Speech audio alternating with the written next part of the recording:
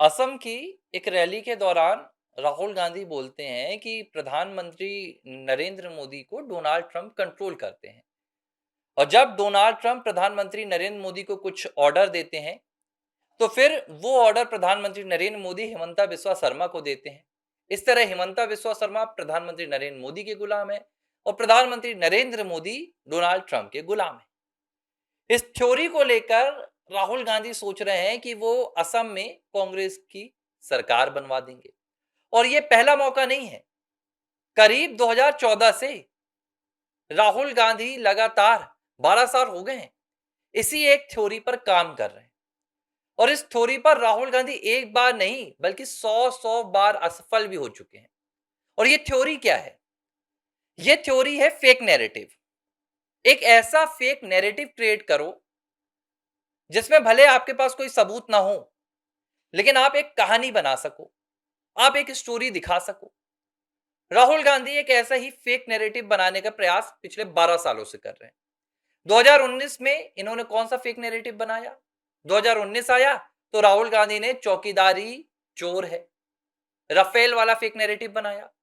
ना तो उनके पास कोई सबूत थे, ना उनके पास कोई दस्तावेज थे, लेकिन चूंकि राहुल गांधी के पास मुद्दे नहीं थे, राहुल गांधी के पास प्रधानमंत्री नरेंद्र मोदी के खिलाफ लड़ने के लिए कोई ग्राउंड में कुछ भी हथियार नहीं रहता, तो राहुल गांधी क्या करते हैं? हवा में लड़ाई लड़ते हैं। और हवा की लड़ाई राहुल गांधी की ऐसी ही होती है।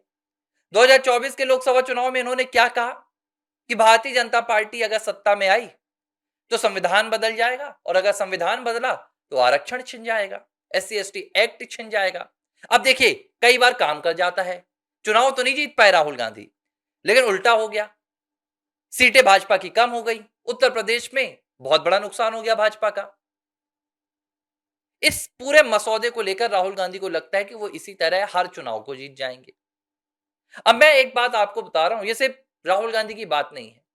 2024 में आपको याद होगा कि प्रधानमंत्री नरेंद्र मोदी ने भी कुछ ऐसी बातें बोली थी जिसका बैकफायर भाजपा को झेलना पड़ा था। जिस तरह प्रधानमंत्री ने कहा कि देखो, अगर कांग्रेस आई तो वो आपकी भैंस भी बेच देगी, कांग्रेस आई तो आपका सोना चुरा कर ले जाएगी, कांग्रेस आपका सोना उतार लेगी। इस तरह की बातें अब 2026 में जनता स्वीकार नहीं करती है, वो प्रधानमंत्री नरेंद्र मोदी की तरफ से हो या राहुल गांधी की तरफ से हो। प्रधानमंत्री नरेंद्र मोदी की भी वो स्पीच कहीं ना कहीं विवादित थी, क्योंकि आपको जनता को आज वो दिखाना है जो सच है। आपको जनता को वो दिखाना है जिसका रीजन है, जिसका लॉजिक है।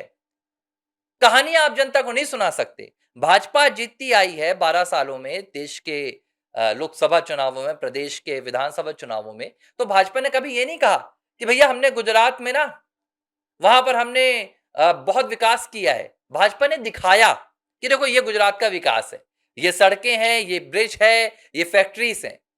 तो भाजपा की बात लोगों ने मानी। भाजपा ने दिखाया कि देखो, 2014 में देश यहां था, आज देश की जो इकोनॉमी है वो दुनिया की चौथी सबसे बड़ी इकोनॉमी है। भाजपा ने दिखाया।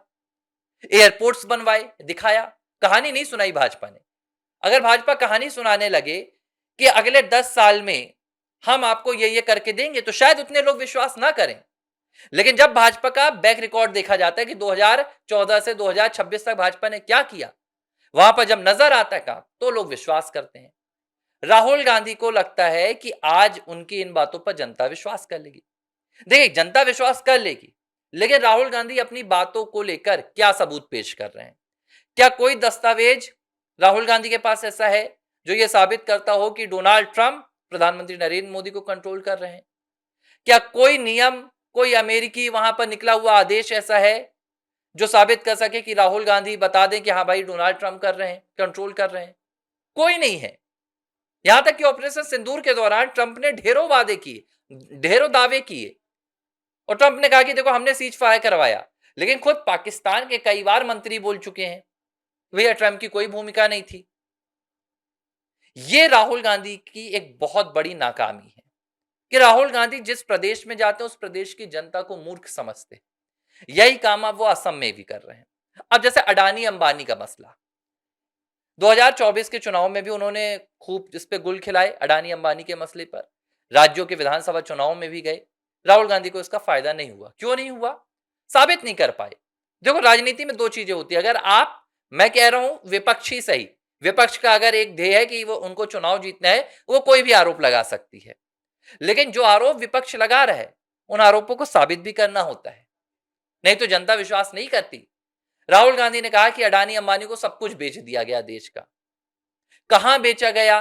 कोई दस्तावेज है, कोई सबूत है? कुछ नहीं दिखाए। क्या देश की आर्थिक स्थिति बदहाल हो गई? कुछ नहीं। अब राहुल गांधी बोलते बेरोजगारी है। बेरोजगारी है तो फिर जो बेरोजगार युवक हैं वो सड़कों पर क्यों नहीं आ जाते?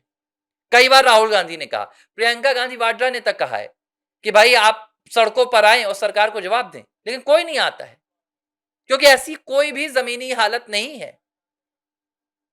चुनाव मुद्दों पर लड़े जाने चाहिए, चुनाव जनता की समस्याओं पर लड़े जाना चाहिए। असम में असम के क्या मुद्दे हैं, राहुल गांधी उन पर बात नहीं कर रहे हैं। असम की जनता को इससे क्या लेना देना कि अमेरिका में क्या हो रहा है? अरे विधानसभा चुनाव है, लोकसभा चुनाव नहीं है। आपको मुख्यमंत्री का चयन करना, आपको प्रधानमंत्री का नहीं करना है। यह बात राहुल गांधी को 55 साल की उम्र में कोई नहीं समझा सकता।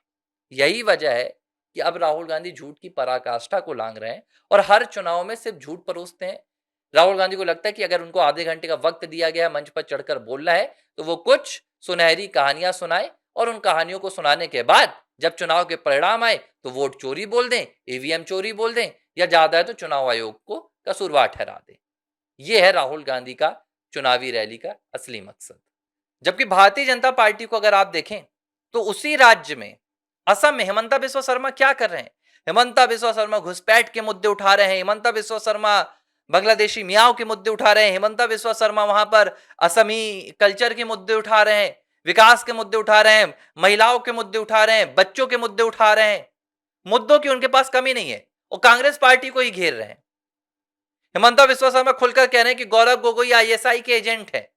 अब जैसे मैं उदाहरण मैंने दिया ना आपको कि आपको साबित करना होता है। हिमंता बिस्वा शर्मा ने सिर्फ कहानी नहीं सुनाई कि गौरव गोगोई आईएसआई के एजेंट है। उन्होंने जो आरोप लगाए, उन्होंने बाकायदा प्रेस कॉन्फ्रेंस की, बाकायदा उन्होंने देखो वीजा दिखाया कि कैसे लाहौर, कराची और इस्लामाबाद का वीजा मिला था गौरव गोगोई को। लेकिन गौरव गोगोई कहां तक पहुंचे? रावलपिंडी तक पहुंचे। कैसे गौरव गोगोई का वीजा एक्सटेंड किया गया, कैसे गौरव गोगोई की पत्नी एलिजाबेथ का संबंध तौकीर अली शेख के साथ था, एसआईटी की जांच, सब कुछ दिखाया हिमंता बिस्वा शर्मा ने। इसे कहते हैं आरोप लगाना। राहुल गांधी जो कहते हैं वो आरोप नहीं है। राहुल गांधी एक हवा की बातें कहते हैं। हवा में हो सकता है ट्रंप का मोदी पर कंट्रोल हो सकता है। ये हो सकता क्या होता है? आम जनता को बेवकूफ मत समझिए। ये देश का सवाल है, ये राज्य का सवाल है। जनता इतनी बेवकूफ नहीं कि आपकी बातों पर आ जाए। जनता सुनती सबकी है, लेकिन जनता विश्वास उसी पर करती है जो सच दिखाता है, जो सबूत दिखाता है। लेकिन राहुल गांधी की ये सबसे बड़ी भूल है और इसी भूल ने, आप समझ लीजिए, महाराष्ट्र, हरियाणा, दिल्ली, बिहार के बाद अब असम का भी नंबर लगा दिया है। असम में गौरव गोगोई और राहुल गांधी असम कांग्रेस के लिए सबसे बड़े चुनावी संकट बनकर उभर रहे हैं और अब कांग्रेस को असम में हारने से मुझे लग रहा है कि कोई नहीं बचा सकता। एबीसी हिंदी न्यूज, आज ही जुड़िए हर खबर के साथ।